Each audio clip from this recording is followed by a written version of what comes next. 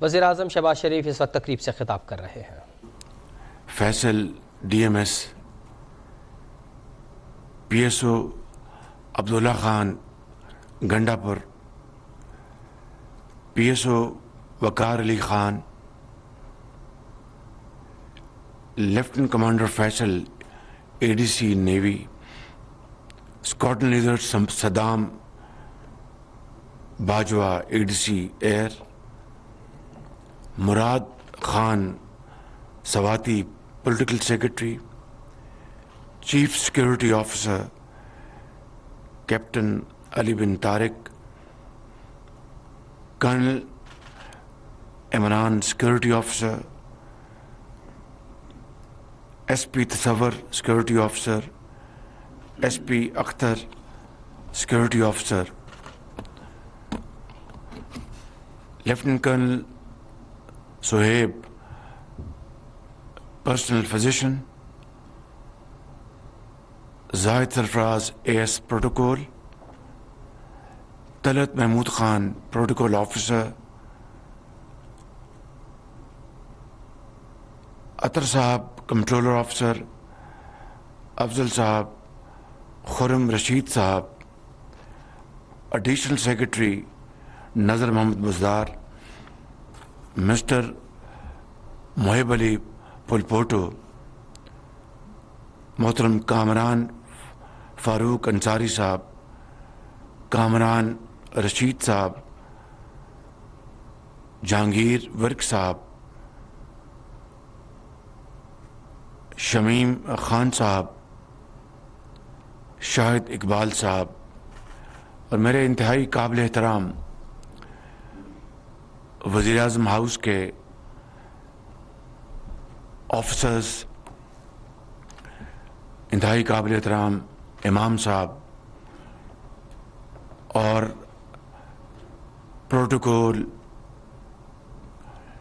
ٹیلی phone کے محکمے کے سیکورٹی آفیسرز اور جوان،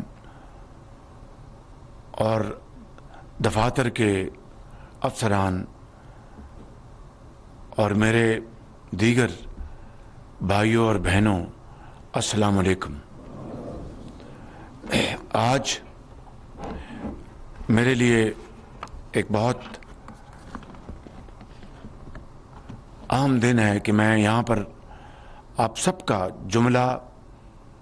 افسران کا، قوم کی بیٹیوں کا، بھائیوں کا، بزرگوں کا، سب کا میں یہاں پر تہ دل سے آپ کا شکریہ ادا کرنے آیا ہوں کہ پچھلے 16 ماہ میں آپ نے وزیر اعظم ہاؤس میں مجھے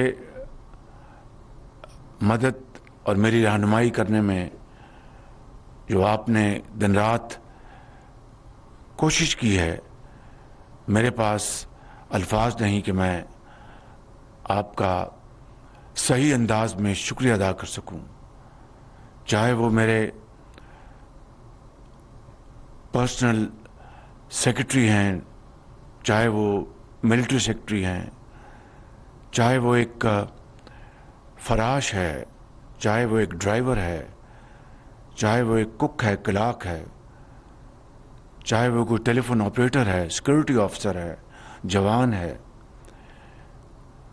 ڈپٹی سیکرٹریز ہیں، اے ڈی سیز ہیں، میرے پی ایس اوز ہیں، میں آپ سب کا دل کی اتھاہ گہرائیوں سے مشکور ہوں کہ آپ نے ہر لحاظ سے میری مختلف جو ذمہ داریاں ہیں، حکومتی امور ہیں،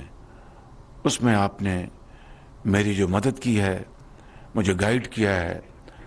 کہیں مجھ سے غلطی ہو رہی ہو اس کے لیے میرا آپ نے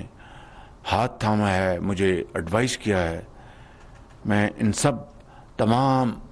آپ کی بے پناہ خدمات کا معترف ہوں، اور ہمیشہ میری جتنی بھی زندگی ہے، یہ 16 مہینے جو آپ کے ساتھ میں نے گزارے، یہ میری زندگی کا بہت شاندار احساسہ ہوگا۔ میں آپ سب کو آپ کی خدمت میں یہ عرض کرنا چاہتا ہوں کہ یہ پاکستان ہم سب کا ایک بڑا پیارا وطن ہے. چاہے کوئی سیکورٹی کے اوپر مامور ہے یا کوئی اعلیٰ افسر ہے, کوئی سیکرٹری ہے, کوئی فوجی ہے, کوئی پولیس آفیسر ہے, کوئی کک ہے, کوئی ڈرائیور ہے, کوئی اسسٹنٹ ہے, یہ سب مل کر ہم پاکستان کی اجتماعی خدمت پر مامور ہیں. چاہے وہ وزیر اعظم ہاؤس ہے یا پاکستان کا اندر کوئی بھی صوبہ, اس کا شعبہ یا زندگی کی کوئی اور سمت ہو, اس میں ہم سب مل کر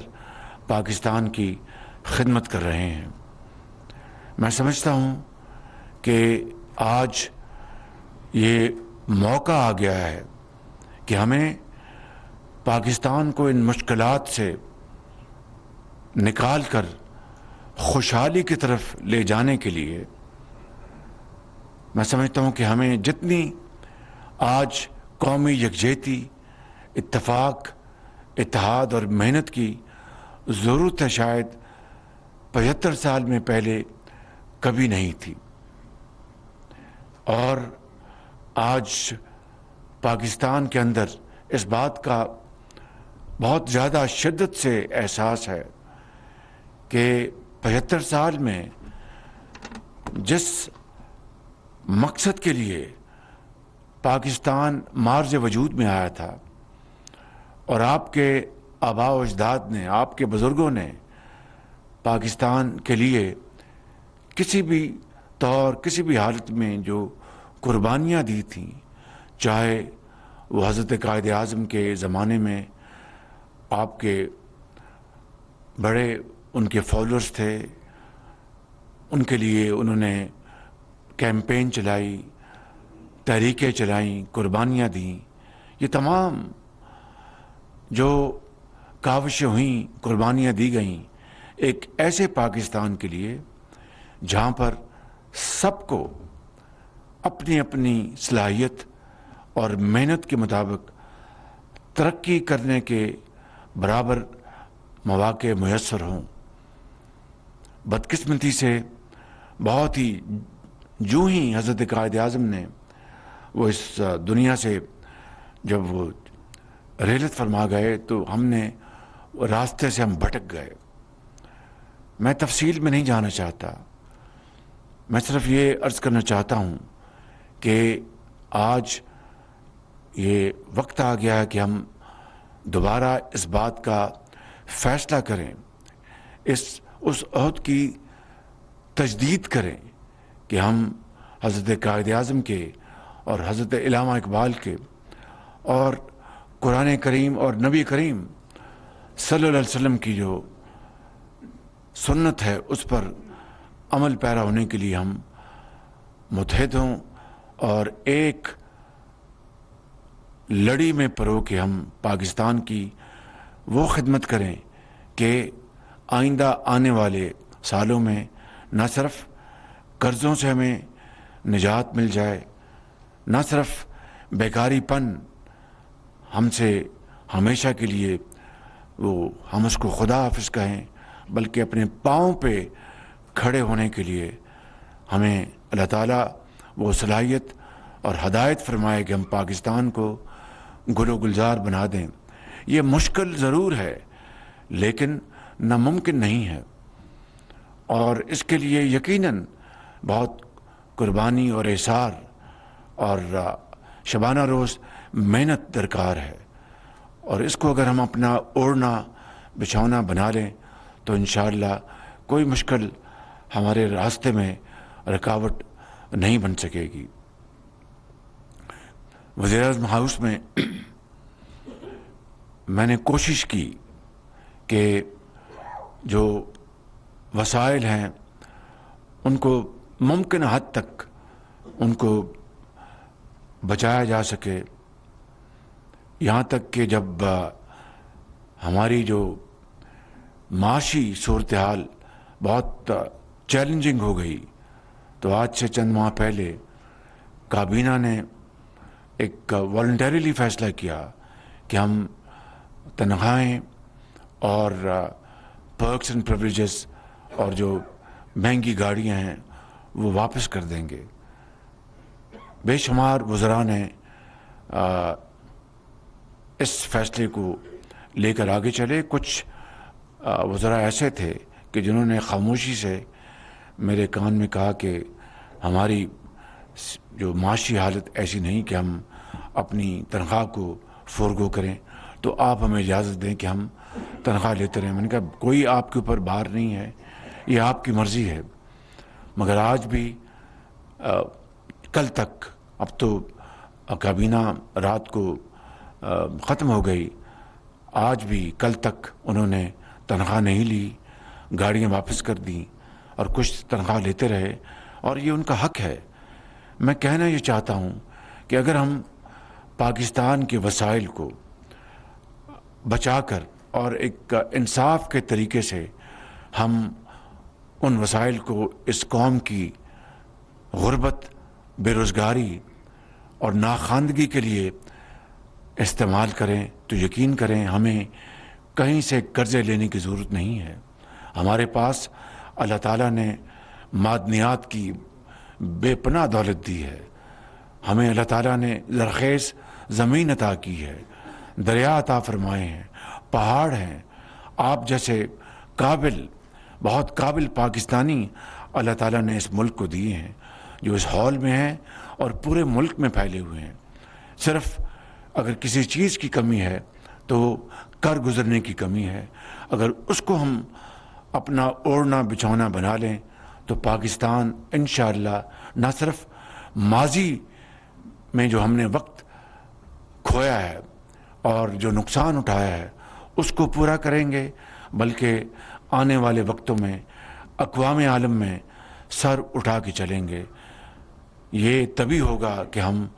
من حیث القوم یہ فیصلہ کر لیں کہ ہم نے اپنی تقدیر بدلنی ہے. میں آخر میں آپ سب کا ایک مرتبہ پھر دل کی اتھاہ گہرائیوں سے شکریہ ادا کرتے ہوئے میں یہ کہوں گا کہ اب انٹرم گورنمنٹ وزیر اعظم آئیں گے. آپ نے اسی محنت سے، اسی لگن سے آپ نے اپنی ذمہ داریاں ادا کرنی ہیں کہ یہی ذمہ داری آپ سے تقاضا کرتی ہے. اور انشاءاللہ آنے والے وقتوں میں جو بھی حکومتیں آئیں گی، آپ اللہ تعالیٰ کے فضل و کرم سے جہاں بھی ہوں گے آپ پاکستان کی بھرپور خدمت کریں گے. اللہ تعالیٰ ہم سب کا حامی ناصر ہو. آپ کو اللہ تعالیٰ ہمیشہ خوش و خرم رکھے اور آباد رکھے. پاکستان پائندہ باد، قائد اعظم زندہ باد. وزیر اعظم زورانی کی تقریب سے خطاب کر رہے تھے. ان کا کہنا تھا کہ گزشتہ 16 ماہ کے دوران معاونت پر تمام ملازمین کا شکر گزار ہوں. ابھی سبسکرائب کریں تاکہ کوئی خبر رہ نہ جائے.